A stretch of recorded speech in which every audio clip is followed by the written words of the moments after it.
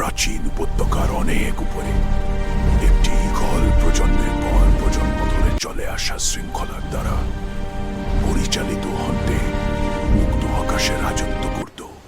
নিচে একটি শান্ত গ্রামের পুকুরের পাশে বাস করত একটি হাঁস, যা দিনগুলো জল, মাটি এবং পরিবারের অবিচল ছন্দে কাটত।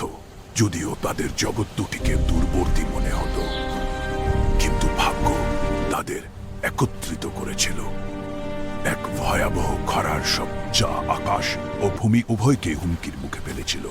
ঈগলটি দূর দূরান্ত পর্যন্ত দেখতে পেটে পাহাড়ের উপরে একটি লুকানো ঝর্ণার সন্ধান পেল, কিন্তু সেখানে যাওয়ার পথটি ছিল নিচু জলাভূমি দিতে ঘেরা, যা ঈগলের পক্ষে একা পার হওয়া সম্ভব ছিল না।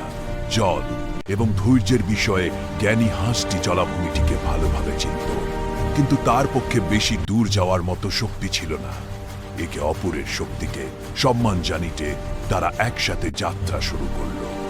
ঈগলটি দূর যাওয়ার মতো বন্যজন মাটির উপর দিনে পথ প্রদর্শন করল, তাদের পূর্বপুরুষদের শেখানো পথ অনুসরণ করে বিশ্বাস, প্রচেষ্টা এবং ভারসাম্যের মাধ্যমে তারা উপত্যকাটিকে রক্ষা করল।